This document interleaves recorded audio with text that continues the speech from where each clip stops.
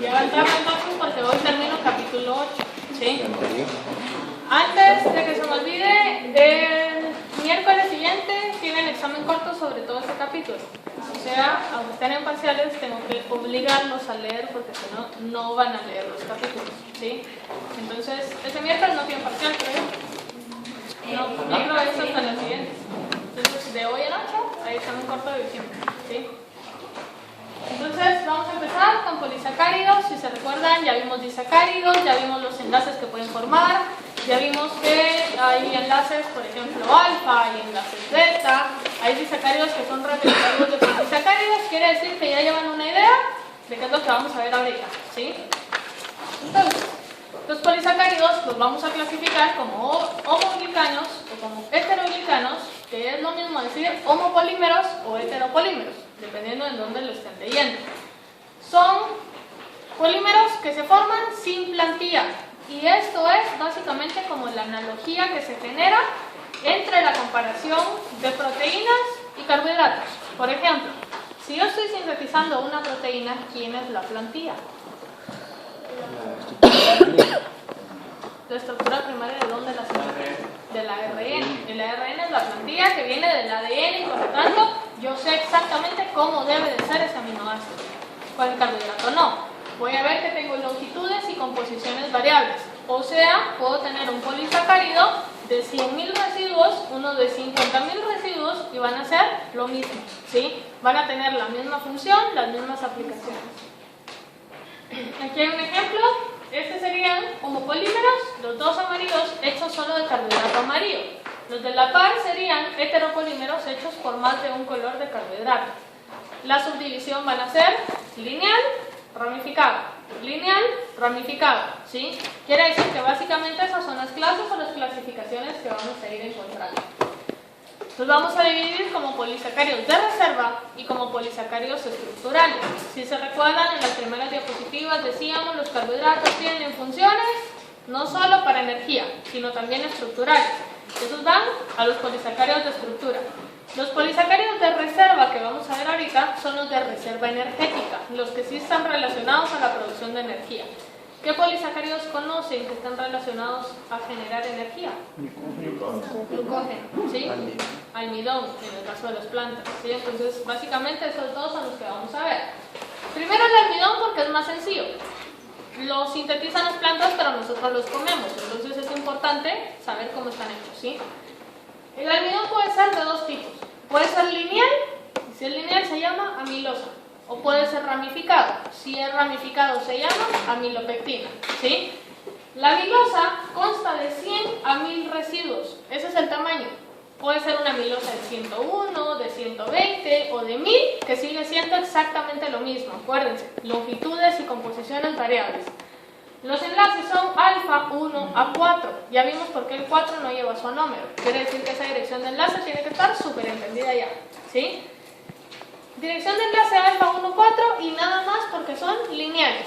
Si en algún momento, el día de ayer, mencionamos que la maltosa es el disacárido repetitivo del almidón, ¿qué monosacárido forma el almidón? Glucosa, ¿sí? Entonces son glucosas unidas en enlace alfa 1, 4. Luego vemos la amilopectina, que está ramificada aproximadamente cada 25 residuos, en donde cada cadena aproximadamente tiene de 15 a 25 residuos. Entonces, diferencia entre amilosa y amilopectina: la amilopectina es ramificada y la amilosa no. Ahora, las ramas, si estamos hablando que son glucosa, glucosa, yo voy a tener más o menos 25 residuos, y de estos 25 residuos, una rama que tenga de 15 a 25. Otros 25 residuos, una rama de 15 a 25 residuos, y así hasta llegar más o menos a los 1000 residuos de longitud que tiene, ¿sí? Ya ustedes saquen las cuentas para ver más o menos cuántas ramas pueden llegar a tener. Esto es aproximado, o sea, pueden encontrar una rama a los 12 residuos, a los 18 y así más o menos, ¿sí? Va. Enlaces lineales alfa 1, 4, amilosa. ¿Ven la otra imagen? Enlaces lineales alfa 1, 4 abajo, y lo que conecta con el nivel de arriba es un enlace alfa 1, 6, ¿sí? Sigue siendo solo un carbono anomérico, que ahora se está uniendo al carbono número 6 del otro. Este, si se fijan, sigue teniendo solo un carbono numérico que se enlaza acá. Quien se enlaza acá es un anomérico y quien se enlaza acá es un anomérico. ¿Lo ven? Este sería el alcohol y este sería el alcohol. Se enfocan solo en ese carbohidrato. ¿Logran verlo? ¿Sí lo ven? Una pregunta, ¿qué debe ser el carbono numérico? Carbono numérico es el carbono 1, que era el carbono carbonilo, que antes no era quiral, que al momento de ciclarse en la estructura de Howard es el anomérico y forma anómeros alfa o anómeros beta. ¿Sí? Va. Entonces acá, quiero que se den cuenta que todo es alfa. ¿Sí? Y que las ramas son alfa 1,6 y que lineales son alfa 1,4. O sea, podríamos decir que la amilopectina es una amilosa con ramificaciones. ¿Sí o no? Va. El almidón de la dieta se degrada por acciones de la alfa-amilasa. La alfa-amilasa es una enzima que va a hidrolizar todos los enlaces alfa 1,4 en extremos no reductores.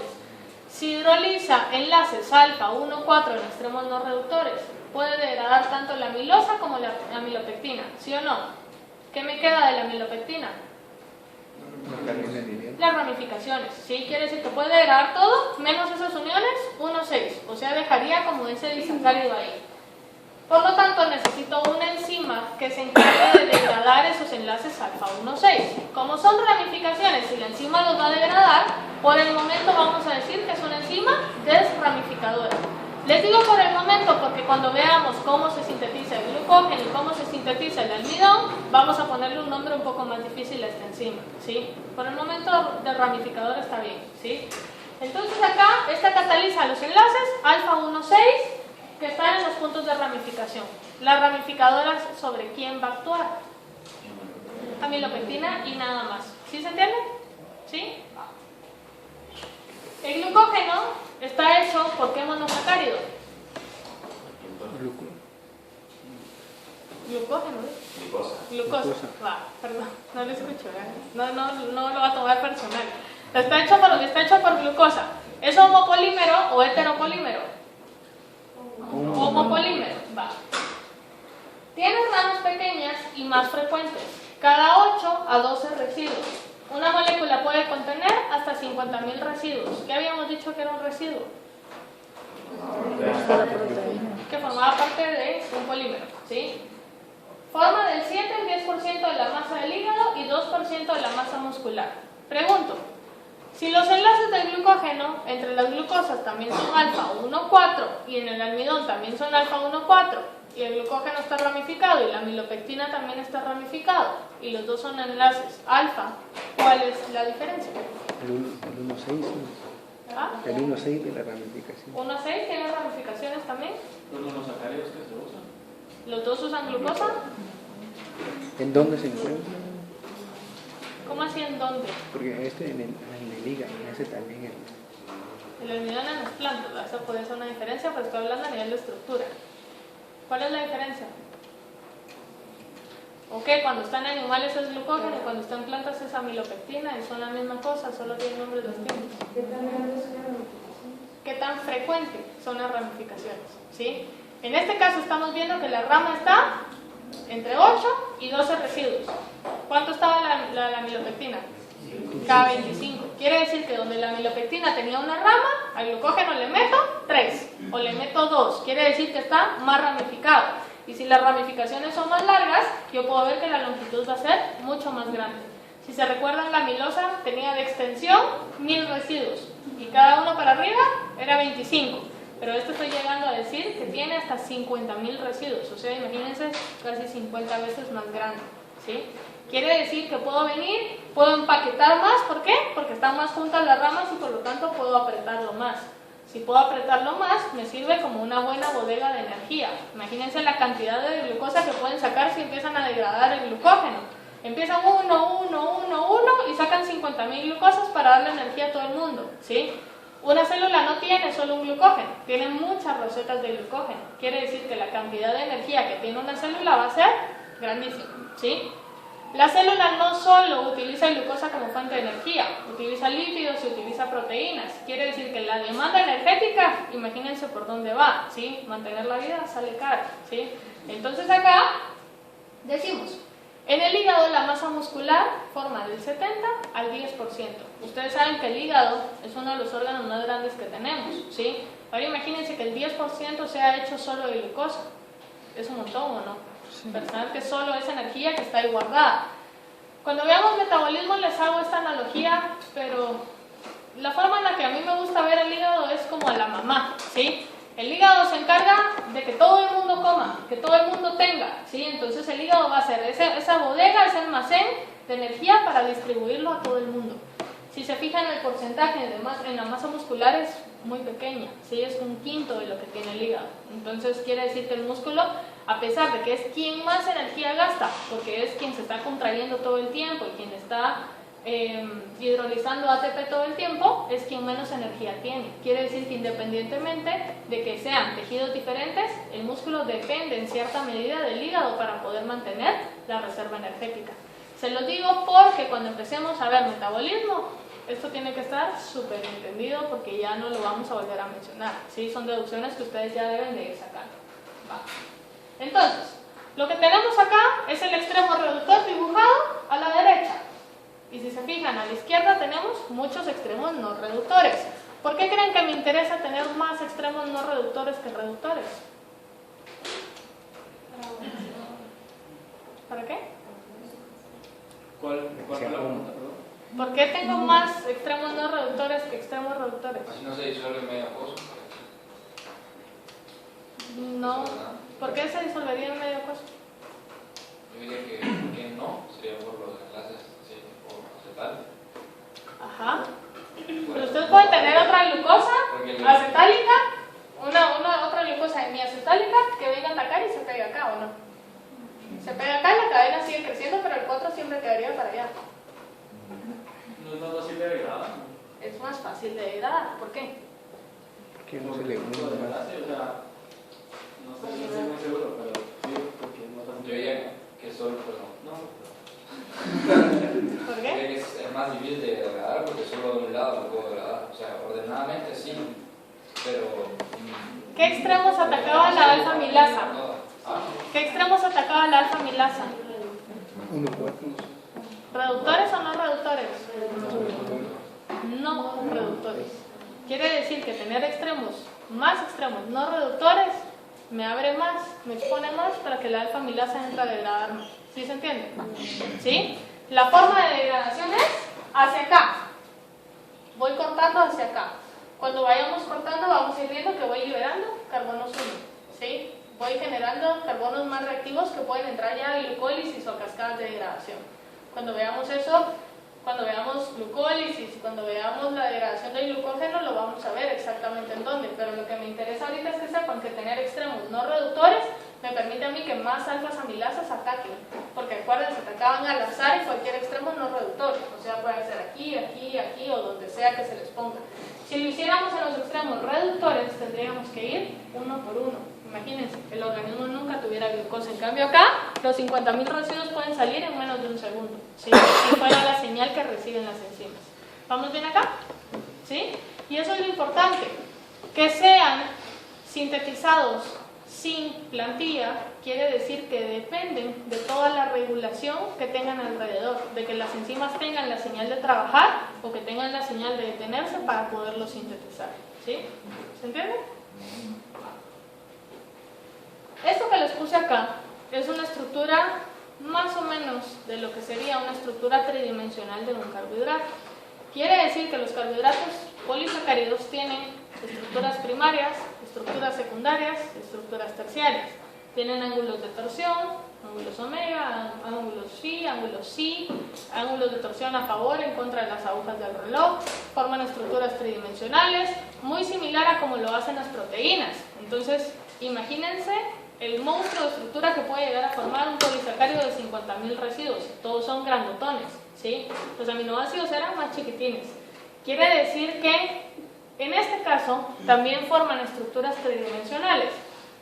Similares, estructuras secundarias a las hélices alfa, a las hebras beta, por ejemplo. Obviamente hay características específicas para los carbohidratos. No las vamos a ver porque hasta el momento ningún libro de bioquímica le pone relevancia porque no tienen ninguna importancia médica o ninguna aplicación fisiológica directa. No importa cómo rayos esté doblado el glucógeno, se puede degradar igual, ¿sí? Entonces en este caso, se los digo porque como la ciencia va evolucionando y el conocimiento se va haciendo cada vez más grande, puede ser que de aquí a 5 o 10 años salga alguna nueva patología en donde la estructura tridimensional del glucógeno no es la correcta, ¿sí? Y se lo digo para que no se sorprendan, así como así hay estructura tridimensional del glucógeno, sí las hay, ¿sí? La diferencia es que no las vamos a ver, ¿se entiende? ¿Sí? Bueno, vamos a ver los estructurales entonces. ¿Cuáles vimos de reserva? Almidón y glucógeno, nada más. Almidón, amilosa o amilopectina, ¿sí? Quiere decir que hasta ahorita reserva energía solo glucosa. Todo lo demás que no sea glucosa, no me interesa almacenarlo, sino de hecho vamos a ver que se convierta en glucosa en algún momento, ¿sí? Va. Los estructurales tienen una diferencia que quiero que vayan tratando de encontrar. Cuando veamos los estructurales vamos a sacar la conclusión de cuál es la diferencia entre un estructural y uno de reserva energética, ¿sí? Tenemos primero a la celulosa. Si se recuerdan, es el polisacárido que se forma por repeticiones de celobiosa.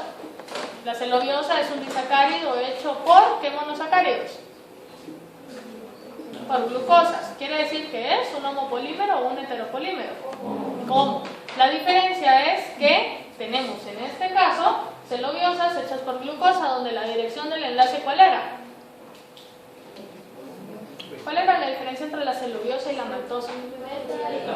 Que la celobiosa es beta 1,4 y la maltosa es alfa 1,4. ¿Se recuerdan que les dije? Esta es la diferencia entre comer almidón y comer madera. ¿Se acuerdan que se los dije ayer? Pues aquí están viendo la diferencia, ¿sí? Entonces acá está. Es un polímero lineal de residuos de glucosa, es un polisacárido estructural presente principalmente en células vegetales, es una estructura fibrosa, resistente e insoluble. Eso es bien importante. Están unidos por enlaces beta 1,4 y el tamaño varía de 300 a 15.000 residuos. Quiere decir que es más pequeña que el glucógeno, enlaces beta, o sea, una estructura lineal, no tiene ninguna ramificación. Esas tres diferencias lo hacen algo completamente distinto. Entonces, ¿qué estamos viendo? Es lineal y eso va a ir generando componentes de celulosa que vayan o que permitan dar la estructura de soporte a la madera. Nuestra alfa-amilasa, ¿qué tipo de enlaces degradaba? Alfa 1,4, no reductores, dijimos ya, ¿sí? Enlaces alfa, quiere decir que el enlace beta no lo puede reconocer. Si el enlace beta no lo reconoce, por lo tanto, no lo puede degradar. Y por eso es que si ustedes comen fibra y se llenan de fibra, así como se la comieron, así la van a sacar, porque no la pueden degradar. Por lo tanto, no se puede obtener energía a partir de la fibra, ¿sí? ¿Por qué? Porque está hecha con enlaces beta 1,4 y por eso si no se llenan, una nutricionista lo primero que va a hacer es decirles, come fibra, ¿sí? ¿Por qué? Porque la fibra va a ocupar espacio, manda la señal de que ya están llenos, de que ya no pueden seguir comiendo, pero al final no tienen ningún requerimiento energético extra, ¿sí? O sea, si están delgados y necesitan energía, coman algo que no sea fibra, ¿sí? Algo que sí puedan degradar. Va. Entonces acá está, si se fijan, lineal y enlaces beta. Luego entonces, las termitas sí pueden degradar la madera, y esto solo es como parte de la cultura general, ¿sí? Las termitas sí pueden degradar la madera porque en sus aparatos digestivos tienen a ese parásito que está aquí abajo, que no me acuerdo del primer nombre, pero el segundo es algo así como triconinfa, ¿sí? Lo revisan en el libro, les cuenta la historia. Este parásito sí tiene la capacidad de degradar los enlaces beta 1,4. Quiere decir que la termita se está comiendo la madera. Hagan la similitud de si estuvieran infectados por esto, ustedes sí pudieran obtener energía a partir de la fibra, o pudieran comer madera porque la pudieran degradar, ¿sí? Entonces acá, la termita lo que va a hacer es romper los enlaces beta 1,4, libera la molécula de glucosa y ya puede obtener glucólisis a partir de esa glucosa, puede obtener energía a partir de ella. ¿Sí se entiende? Tenemos la quitina, que es un homoglicano estructural. Si es un homoglicano, es un homopolímero, quiere decir que es un mismo monosacárido quien se va a ir repitiendo. Es parecido a la celulosa. La diferencia es que la celulosa habíamos dicho que ¿qué monosacárido era? Glucosa, ¿sí? ¿Yo qué pregunté? ¿Qué monosacárido forma a la celulosa? ¿Sí les dije? La glucosa, ¿sí? Va. En este caso no es la glucosa quien se repite, sino vamos a ver que es la N-acetilglucosamina, ¿sí? Ese es el monosacárido que se va repitiendo. Entonces, si se fijan en el dibujo, N-acetilglucosamina, N-acetilglucosamina, N-acetilglucosamina. Aquí estarían en conformación trans porque sería como lo que mejor estabilidad tuviera. sigue siendo dextrógiro, pero están viendo que la estructura está al revés. Quiere decir que ahora, en lugar de estar para arriba, está para abajo, pero eso no lo hace levógiro. Se los enseño para que aprendan a distinguir carbohidratos. A ver, boca abajo. ¿Sí lo ven? Va. Están unidos por enlace beta 1,4 y por lo tanto tienen como mayor fuerza, mayor soporte, son más rígidos y sirven de estructura. La quitina está principalmente en el citoesqueleto de muchos invertebrados, por ejemplo cucarachas, ¿sí? ¿Han visto alguna vez que machucan a la cucaracha en el patio, por ejemplo, y dejan la cucaracha ahí muerta, nadie la barre, nadie la tira en la basura y las hormigas se la empiezan a comer? ¿Lo han visto? ¿Qué dejan al final? Dejan toda la parte de arriba, ¿sí o no? Se comen la cucaracha adentro. ¿Sí lo han visto? Sí. ¿No lo han visto? Sí. Matan una cucaracha y la dejan ahí en una esquina y lo ven. ¿Por qué? Porque las hormigas no pueden degradar enlaces beta 1,4, por lo tanto no pueden liberar a las N-acetilglucosaminas que forman el polisacárido, por lo tanto queda esa estructura rígida ahí que nadie puede degradar, ¿sí? Ahora vamos a ver los glucosaminoglicanos, que tal vez son los que tienen una estructura un poco más compleja. Los glucosaminoglicanos son polímeros también, pero ya no son homopolímeros, son heteropolímeros. Quiere decir que las unidades repetitivas no van a ser un monosacárido, sino va a ser un disacárido. Si se recuerdan del dibujito de colores que les puse antes, sería la repetición azul, rosado, ¿sí? Ese azul rosado es el disacárido. Entonces ahora vamos a ver 4 ejemplos de glucosaminoglicanos y vamos a ver quién es azul y quién es rosado, ¿sí? Entonces acá decimos que es una familia de polímeros lineales. Si es una familia quiere decir que hay muchos integrantes ahí, compuestos con unidades repetitivas de disacárido, donde el disacárido puede ser una N-acetilglucosamina más un ácido urónico o una N-acetilgalactosamina más un ácido urónico. El ácido urónico es un ácido aldurónico, ¿sí? Solo que desprotonado. ¿Qué carbono es el que está oxidado? El carbono 6 y es un exógeno, ¿sí? Entonces acá forma parte del material gelatinoso del espacio extracelular en los tejidos animales. Esto como familia, o sea, ya después ustedes irán viendo si cartílago o articulación o donde sea, qué familias son las que van predominando, ¿sí? Lo que yo les voy a enseñar acá es estructuras, ¿sí? Pero que sepan que al final toda la familia tiene una función muy similar. Tenemos entonces acá el ácido hialurónico o hialurorano desprotonado, ¿sí? Acuérdense que protonado es ácido y este sería el nombre del desprotonado. Tenemos el sulfato de condroitina, sulfato de queratán, y tenemos la heparina, que a veces es conocida como sulfato de parán, y hay otros más, por ejemplo sulfato de dermatán, o sea hay muchísimos más. Ahorita vamos a ver solo 4 ejemplos, pero que sepan que hay muchos, ¿sí?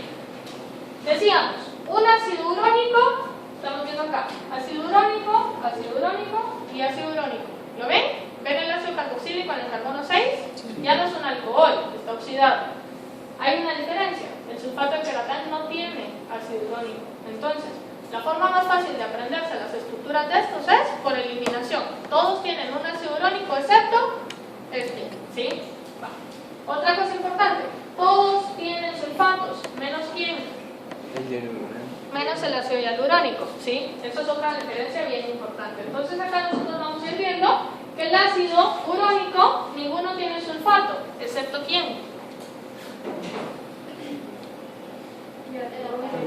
Excepto el heparán, ¿sí? Acá lo estamos viendo, ¿sí?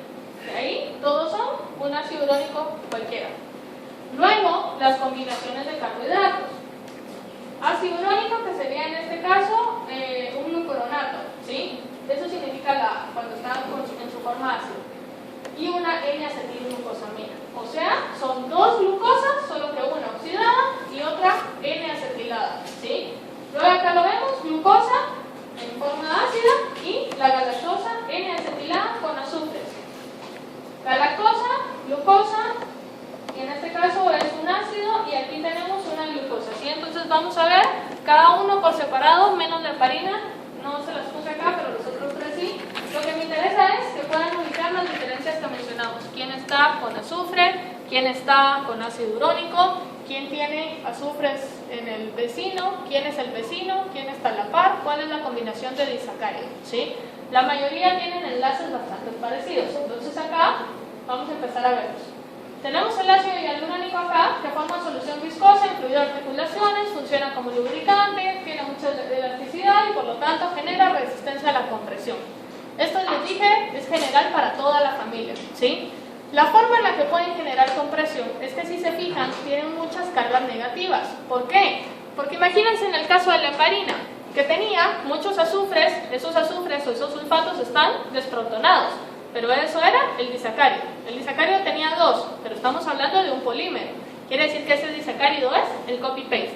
Al final tenemos muchos sulfatos que generan una gran carga negativa, que pueden venir y reconocer un sitio catiónico en alguna enzima de la cascada de la coagulación y bloquear la cascada de la coagulación, y por eso la heparina funciona como anticoagulante, ¿sí? En el caso de las articulaciones, lo que me interesa que vean es que todas esas protonaciones, desprotonaciones, pueden generar o amortiguar movimientos. Cuando ustedes generan el movimiento, por ejemplo, todas estas moléculas pueden protonarse o pueden hidratarse con las moléculas de agua. Cuando se afloja el movimiento, las moléculas de agua pueden salir. ¿Qué estamos haciendo? Evitando esa compresión, ¿sí? Sirviendo como amortiguador ahí. Entonces, el componente de cartílagos, y lo que me interesa que vean acá es el ácido hialurónico, lo están viendo aquí, ¿sí? Luego estamos viendo acá el N-acetil, y lo que me interesa es la dirección del enlace. Tenemos un glucoronato y una N-acetilglucosamina. Esos son los componentes del disacárido. Este disacárido, así como está, lo pego acá, lo pego acá, lo pego acá y empiezo a polimerizar, ¿sí? Lo importante es ver que el enlace es dirección 1 a 3 con anómero beta, ¿sí? Pero que el siguiente va a tener un enlace con el siguiente disacárido 1 a 4, ¿sí lo ven? Quiere decir que dentro del disacárido es 1 a 3, pero entre el disacárido y disacárido es 1 a 4, ¿sí? Entonces aquí se los dejé encerradito para que lo puedan leer y lo revisen más despacito, ¿sí?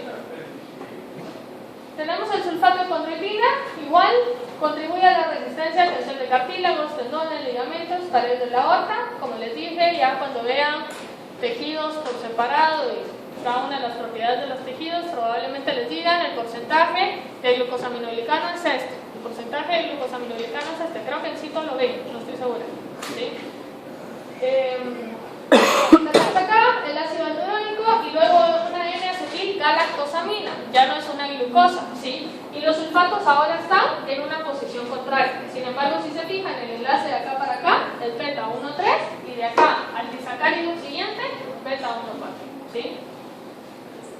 El sulfato de queratán no tiene un ácido urónico, habíamos dicho que esa era la diferencia.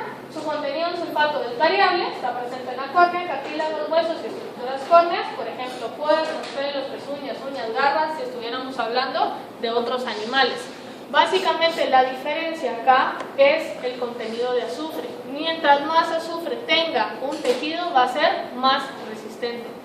Cuando nosotros hablamos de queratina, por ejemplo, aquí si se fijan es un sulfato de queratán, o sea, tienen relación.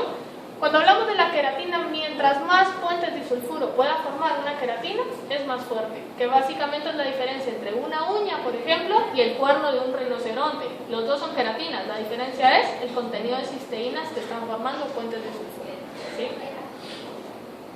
Bueno, esta tabla que está acá es una similar que les voy a dejar hacer en la hoja de trabajo.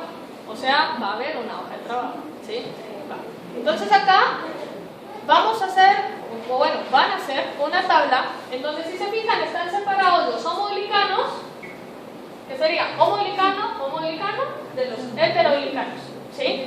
Están separando lo que debe ser repetitivo de lo que es diferente, ¿sí? En este caso, luego los homoglicanos están separados como almacén y como estructurales. De almacén, almidón y glucógeno. Almidón puede ser lineal o puede ser ramificado, glucógeno solo, ramificado. Constituyentes de monómeros, o sea, constituyentes de monosacáridos que forman el polímero, estamos viendo que es el mismo y por eso es homopolímero. Y la dirección del enlace, lineal y el de las ramas, ¿sí? Luego lo tenemos acá, estos son homopolímeros, glucosas y N-acetilglucosaminas. La diferencia es el tipo del enlace, ¿sí? Y luego tienen acá los heteroglicanos, que básicamente son los glucosaminoglicanos, que saben que son disacáridos. Entonces, aquí es donde les tocaría ampliar la tabla. el disacárido, que se repite, y la dirección del enlace dentro del disacárido y entre disacáridos, ¿sí? Aquí solo tienen el ácido hialurónico, quiere decir que tendrían que agregar sulfato de parán, sulfato de condroitina y todos los demás, ¿sí? Va. Y luego van a agregar una columna también en donde van a poner las diferencias. Este no tiene ácido hialurónico, este sí tiene, este tiene sulfato entalado y así. Y con esa tabla les va a servir para aprenderse esto así súper fácil. La pregunta ahora es la misma que les dije al principio. ¿Cuál creen que básicamente es la diferencia entre un carbohidrato de estructura y un carbohidrato de energía? El enlace, ¿qué tiene? ¿Qué es beta? Que es beta, ¿sí? Quiere decir que el enlace beta es mucho más fuerte. Si revisan todo lo que es estructural, tiene enlaces beta. Y tiene un sentido. Si estamos diciendo que obtenemos energía degradando el carbohidrato, No lo creo. que va a degradar enlaces alfa, no me interesa degradar la estructura, porque me comería toda la estructura de la célula. Por lo tanto, tiene sentido pensar que va a tener un enlace más fuerte que yo no pueda degradar. ¿Sí se entiende? Va. Vamos con los glucoconjugados entonces. Los glucoconjugados, como el nombre lo dice, gluco conjugado con algo más. Carbohidrato y proteína, carbohidrato y lípido, ¿sí? A partir de acá podemos sacar 4 categorías, aunque yo les haya puesto 3 ahí, no sé por qué les puse 3, ¿sí? Se los voy a componer antes de subirles la clase, pero son 4 categorías. El glúcido portador de la información está unido covalentemente a una proteína o a un lípido para formar un glucoconjugado. Si regresamos a la primera diapositiva de la clase, decíamos, los carbohidratos tienen función de energía, lo que todo el mundo sabe. Función estructural, ya vimos la función estructural, glucosaminoglicanos, quitinas, por ejemplo, celulosas. Ahora vamos a hablar de la información, porque decíamos el carbohidrato puede transmitir y puede enviar información. Y el ejemplo que habíamos puesto hasta ahorita era el anticuerpo, donde el carbohidrato enviaba la información para degradar o para decir que había agarrado su antígeno, ¿sí? Ahora vamos a ver diferentes ejemplos y están estas 4 categorías: peptidoglucanos, proteoglucanos, glucoproteínas, glucolípidos. Las primeras 3, ¿qué diferencia cree que tienen?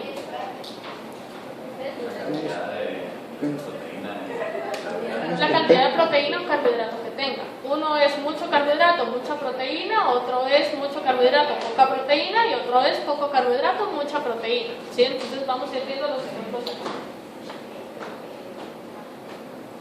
Los glicolípidos no están en esta clase, las tengo en la clase de lípidos, ¿sí? Pero que sepan que existen. Bueno, empezamos con los peptidoglicanos entonces. Peptidoglicanos son mucho carbohidrato y poca proteína, ¿sí? En este caso, el ejemplo es el constituyente de las paredes de las bacterias. Es un heteropolisacárido formado por el disacárido N-acetilglucosamina y el ácido N-acetilmurámico. ¿Se acuerdan del ácido N-acetilmurámico? Les decía, era el de 9 carbono, ramificado, que no quiero que confundan con el ácido oxálico. ¿Se acuerdan? ¿No se acuerdan? Ahí lo revisan. Va. Entonces ahí está, los dos carbohidratos unidos por el enlace beta 1,4. Si se dan cuenta, este glucoconjugado también es de estructura, ¿sí? Las cadenas son entrecruzadas mediante péptidos cortos. O sea, tengo el polímero del disacárido que se está repitiendo y ahora viene el péptido a juntar esos polímeros. Quiere decir que la proteína es muy poca. ¿Por qué me interesa que sepan que es constituyente de bacterias? Si esto es una bioquímica humana, pues bueno, muchos antibióticos funcionan destruyendo la pared de la bacteria y por lo tanto su paciente puede salvarse utilizando un antibiótico acá, ¿sí? Entonces me interesa que sepan que son punto de acción, por ejemplo, de lisosimas o de antibióticos. Las lisosimas lo que harían es crear poros en la membrana o rompiendo enlaces, por ejemplo, algunos enlaces beta. Lo que harían sería aflojar la membrana y por lo tanto la membrana estaría más susceptible a permeabilidad. Por ósmosis la célula podría estallar, ¿sí? Lo mismo pasaría con algunos antibióticos. Algunos antibióticos lo que hacen es unirse a esas regiones de péptidos que tienen, por lo tanto los polímeros ya no están entrecruzados sino se sueltan. La membrana queda floja, por lo tanto hay más permeabilidad de agua y otra vez por ósmosis la célula puede estallar, ¿sí? Va. Esto es un ejemplo, solo quiero que sepan que peptidoglucanos son mucho carbohidrato y poca proteína, ¿sí? Luego tenemos proteoglucanos. ¿Qué cantidad de carbohidrato y qué cantidad de proteína? Más proteína y Mucho y mucho, ¿sí? en exceso todo acá. La unidad básica va a ser una proteína núcleo. A esta proteína núcleo se le van a unir covalentemente uno o varios glucosaminoglicanos a través de generalmente un residuo de serina. Quiere decir que si hasta acá alguien no entiende que es un glucosaminoglicano, menos va a entender que es un proteoglicano, ¿sí? ¿Todo el mundo se ubica con qué es un glucosaminoglicano? ¿Sí? Sulfato de queratán, sulfato de condroitina, ácido hialurónico, los que acabamos de ver, ¿sí? Va. Amino terminal, carboxilo terminal. Esta es mi proteína. En alguna parte de la proteína tiene un residuo de serina, por lo general, o sea, puede que sea un residuo X. Luego yo veo un puente, ¿sí? O como una cadena de carbohidratos cualquiera antes de que empiece, en este caso mi glucosaminoglicano. Quiere decir que acá tengo el sulfato de condroitina y ya sabemos que es beta 1,3 y entre estos beta 1,4, ¿sí? Que se va polimerizando n veces, quiere decir que tengo mucho carbohidrato para acá y acá tengo mucha proteína, ¿sí? Lo que me interesa es resaltarles esta parte de acá. Para los hombres no he encontrado como la analogía apropiada, pero úsenla si les sirve. ¿Han visto cuando hacen crochet? ¿Sí? Cuando hacen crochet, antes de empezar a tejer, necesitan hacer una cadenita, ¿sí o no? Sobre la cadenita, sobre la que van a hacer la bufanda o lo que sea que estén tejiendo, ¿sí? Empiezan entonces y empiezan a hacer el diseño de la bufanda o el diseño del suéter o lo que sea que vayan a hacer, el gorrito, los guantes o cualquier cosa. Empiezan, pero la base es esa cadena, ¿sí? Quiero que vean a esto como la cadena a la cual se le está uniendo el glucosaminoglicano, que puede tener X cantidad de carbohidratos. Lo importante es que todos sean uniones beta. Si se fijan acá, esto puede variar de una proteína núcleo a otra. Entonces tengo una proteína muy grande y tengo un carbohidrato muy grande. ¿Sí se entiende? ¿Hombres? ¿Más o menos? Sí. ¿Sí se entiende? Sí. Muchos proteoglucanos se secretan en la matriz extracelular y algunos son proteínas integrales de membrana. Yo tengo mi fe bien puesta en que hasta acá sepan distinguir una integral de una periférica, ¿sí? Va. Entonces, tenemos la proteína integral acá en membrana y la proteína sería la proteína núcleo, ¿sí? Acuérdense, la proteína que va a servir de base para que con esa cadenita pueda meterle yo un glucosaminoglicano ahí. Entonces acá está la cadenita y el glucosaminoglicano. Siguiendo esta clave, yo sé que todo lo anaranjado es sulfato de condroitina, ¿sí? Y que todo lo verde sería sulfato de parán. Entonces, si se fijan, una proteína núcleo muy grande puede tener muchos polisacáridos muy grandes también. La cantidad de ramas que tenga puede ser muy, muy grande. Aquí hay otro ejemplo, esta sería la proteína y acá tengo el polisacárido, ¿sí? Mucha proteína, mucho carbohidrato. La información acá es bien importante. Imagínense, si estamos diciendo que el carbohidrato puede mandar un mensaje hacia la matriz extracelular, el mensaje que estamos enviando acá, ¿sí? Por si la cosa no fuera lo suficientemente complicada ya, podemos complicarla un poquito más. O sea, en lugar de tener un glucosaminoglicano, hicimos un proteoglucano, ¿sí? En lugar de tener un proteoglucano, ahora hagamos un agregado de proteoglucano. Juntemos muchos proteoglucanos en una sola cosa. Para poderlos juntar, yo necesito entonces que sean unas agrupaciones supramoleculares, o sea, es algo increíblemente grande. De muchas proteínas núcleo, unidas todas ellas a una única molécula de hialurorano. Quiere decir que esto que está acá sería mi ácido hialurónico, ¿sí? Esto que ven acá, este como cepillito para lavar fachas, perdón por las analogías, pero en algún momento tendré que lavar alguna facha. Acá, esto sería un proteoglucano, ¿sí? Y esto es un agregado de proteoglucanos. El proteoglucano ya vimos que está hecho por una proteína núcleo que se une, entonces, a la molécula de ácido hialurónico. A esta proteína núcleo se le unen los glucosaminoglicanos, que serían cada uno de estos palitos horizontales acá. Vean la cantidad de proteína, la cantidad de carbohidrato que tenemos. Es una cosa gigante, es un monstruito, ¿sí? Entonces, acá, la información que estamos enviando, imagínense, es mucho más grande todavía. Si cada palito horizontal es un glucosaminoglicano y cada glucosaminoglicano tiene N cantidad de disacáridos, imagínense el tamaño de esta molécula, ¿sí? Cuando ustedes agarran el cepillo para lavar fachas, de donde lo agarraron ese alambre sería el ácido hialurónico. Cada alambrito que conecta, o piensen en un choconoico, si para los hombres es más fácil pensarlo así. Cada palito, no saben qué es un choconoico, muy bien, tienen que saber. Cada palito que agarra al alambre central sería la proteína núcleo. Y cada una de las cerdas para elevar su tubo de ensayo sería el glucosaminoglicano. ¿Sí? Acá lo estamos viendo otra vez. Vean por microscopía cómo se mira. ¿Sí? Si es un tremendo monstruo, imagínense esa gran cantidad de información que está condensada ahí. Este sería el ácido hialurónico, este de acá. Estas serían las proteínas de unión hacia la proteína núcleo y cada uno de estos un glucosaminoglicano que puede ser igual, diferente, más grande, más pequeño y la variabilidad acá aumentó, ¿sí? Y no hay plantilla, quiere decir que dependiendo de las necesidades, así lo podemos sacar. ¿Para qué tener un agregado proteoglicano si puedo tener muchos? ¿Sí? Imagínense esa matriz extracelular. Ahora imagínense la cercanía que tiene con la otra célula. Y por eso es que hay muchos estudios en donde se ha comprobado que la matriz extracelular es quien tiene la información de la diferenciación celular. Si yo tengo una célula madre, que en teoría todo lo puede, yo puedo venir y ponerla con hepatocitos. Si la pongo con hepatocitos, la célula madre no se va a diferenciar a una célula renal, se va a diferenciar a hepatocitos. ¿Por qué? Porque es la información que está en la matriz extracelular. ¿Qué genes expresar? ¿Qué genes silenciar?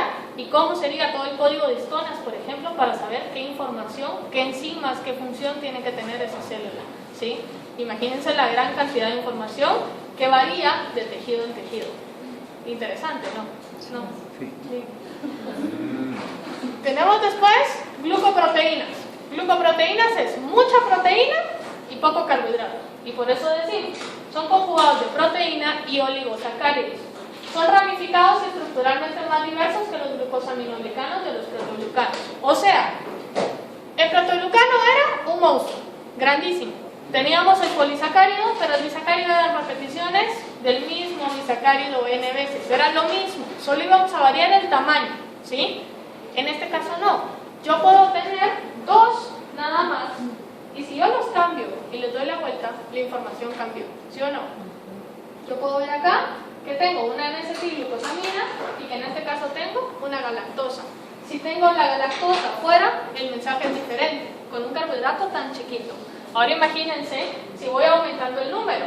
Si se dan cuenta, el número de pelotitas verdes que tenga, si yo agrego una pelotita verde extra, cambia la información. Yo estoy viendo una ramificación acá. Si yo quito la ramificación y la pongo de este lado, cambia la información. Imagínense la variabilidad de información que yo puedo generar solo con ese cuadrito de 5 monosacáridos que tiene. Ahora imagínense si tomáramos en cuenta todos los monosacáridos que tenemos. O sea, el mensaje, el código sería casi que infinito, ¿sí? Aquí hay más ejemplos, si se fijan, ramificaciones, cadenas, puntos diferentes, se los dejo ahí para que los lean. Lo importante es que sepan que van unidas a una proteína bien grande. Un ejemplo de esto sería un anticuerpo, que vimos que era todo proteína y que en una parte tenía carbohidratos, ¿sí? Los ejemplos, por lo tanto, son algunas mucinas, que serían las de secreción a membrana, algunos anticuerpos, algunas hormonas, formación de estructuras rígidas, protección de ataques o efectos específicos. Va a depender básicamente de quién sea la proteína. Hemos visto que las proteínas tienen funciones diversas, ¿sí? Que la proteína puede hacer casi que cualquier cosa para lo que haya sido modificada. Y el carbohidrato le da un beneficio extra. Le da como que fuera el GPS, ¿sí? Hacia dónde vamos, qué hay que hacer, a quién hay que reconocer. Vale. Los polisacáridos también entonces son transportadores de información, que es lo que hemos venido viendo. Pueden proporcionar comunicación entre células y su entorno extracelular como sitios de reconocimiento, etiquetar a proteínas para su transporte, localización. Básicamente es lo mismo que hemos venido diciendo, ¿sí? Que toda la información va a estar en el carbohidrato. La enorme riqueza de información estructural presente en los glucanos no solo rivaliza, sino que supera ampliamente la de los ácidos nucleicos en densidad de información contenida en una molécula de tamaño modesto. ¿Se recuerdan el primer día de clases de carbohidratos? Les dije, les comentaba esto, ¿sí? Que realmente es una brecha de información muy grande. Cuando ustedes hablan de ácidos nucleicos, hablan de adenina, timina, citosina, guanina, 4, ¿sí? Que pueden estar en números, X números, muy grandes, ¿sí? Muchas repeticiones, variaciones distintas. Monosacáridos yo no tengo 4, tengo muchos más. Y encima los puedo ramificar, los puedo plegar de forma distinta, los puedo ordenar de distinta forma. Quiere decir que la variabilidad es muy grande, ¿sí? Por lo tanto acá, por eso decimos rivaliza en densidad de información. Y no necesito algo que necesite todo un compartimiento celular, entiéndase núcleo, para almacenar, sino puedo almacenarlo en forma de un oligosacárido y transmitir una información muy grande, ¿sí? ¿Sí se entiende esto? Va. Cada oligosacárido presenta un aspecto tridimensional único, por lo tanto, se dice que un oligosacárido o la combinación va a ser una palabra en un código de azúcares, una palabra que alguien pueda leer. Por lo tanto, acá hay una ciencia que es relativamente moderna, que es la glucobiología, que se encarga del estudio de la estructura y la función de los glucoconjugados. O sea, entender que si hay una ramificación, que si hay una posición de carbohidratos en X lugar, cuál es el mensaje que se está dando, ¿sí? Tratar de entender o tratar de descifrar esto. Son importantes transportadores de información para marcar el destino, las interacciones o el reconocimiento de la adhesión celular, o sea, como para poder manejar y poder señalizar. Es lo mismo que hemos estado diciendo. Si yo estoy mandando un mensaje, o si yo escribo un libro, lo escribo esperando a que alguien lo vaya a leer, ¿sí o no? Si yo estoy mandando un mensaje, si el oligosacárido está mandando un mensaje, debe de haber alguien que lea el mensaje. Quien lee el mensaje es la lectina. La lectina es una proteína y por eso decimos que las lectinas son las proteínas que leen el código de azúcares, leen ese mensaje que el oligosacárido está mandando. Lectinas hay muchísimas, ¿sí? Y aquí hay algunos ejemplos, léanlas por lo menos para que vean que hay bastantes. Estas de acá son como las más populares.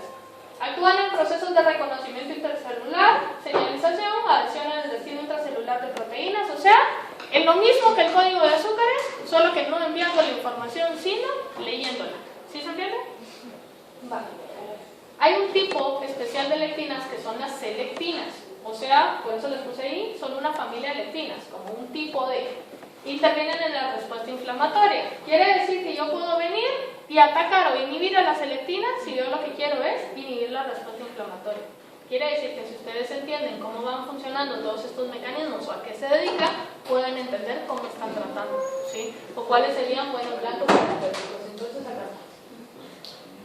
Aparte tenemos que las lectinas pueden tener reconocimiento celular por patógenos. O sea, algunos virus, algunas bacterias, ese código de azúcares les facilita para saber a quién tienen que infectar.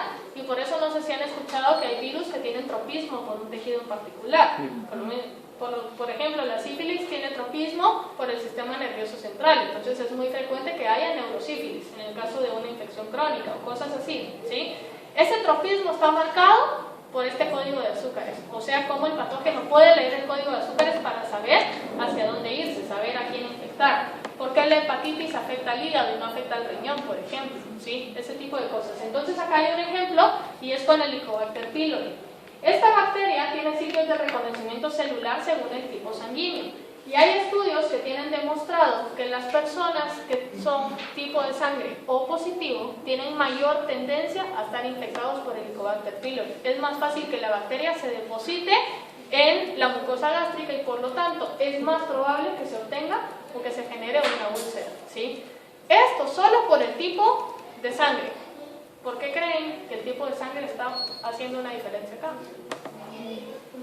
¿Qué es la diferencia entre un O, una y un B? El azúcar, un carbohidrato. carbohidrato. El carbohidrato es visto como el antígeno, ¿sí? Les dejo de tarea, y creo que se los voy a poner en la hoja de trabajo, pero búsquenlo de una vez. Les dejo de tarea ver cuál es el carbohidrato que tiene cada membrana de cada eritrocito de cada tipo sanguíneo, ¿sí? Si ese carbohidrato no existe, por ejemplo, y le colocan sangre a una persona de tipo O, ese carbohidrato empieza a mandar una información diferente, ¿sí? Y esa información diferente puede ser reconocida por un anticuerpo como un agente extraño y por eso se dice que es un antígeno, a pesar de que sea un carbohidrato. Es algo extraño al cuerpo y el carbohidrato es lo que genera una respuesta inmune que puede terminar en una anemia hemolítica y matando a cualquier persona, ¿sí? Entonces es bien importante entender cada una de estas cosas. Es esencial que el oligosacárido posea una estructura única y singular con el fin de que el reconocimiento por la la lectina sea altamente específico. O sea, casi que hay una lectina para cada código de azúcar diferente. Bueno, con eso terminamos la clase, terminamos capítulo 8. ¿Alguna pregunta? No, les voy a subir 2 artículos, uno de grupos sanguíneos y uno de grupos aminoglicanos, ¿sí? Hacemos la revisión la siguiente semana. Mañana hay clase. Mañana vamos a empezar a ver lípidos o ácidos nucleicos. No sé qué nos toca, revisen el programa. Si es lípidos, lo leen de Horton. Si es ácidos nucleicos, lo leen de Leninger, ¿sí? De ahí voy a sacar las clases. No me acuerdo ahorita qué clase es la que sigue. Creo que es lípidos, no estoy segura, ¿sí? El corto de la siguiente semana, solo de carbohidratos.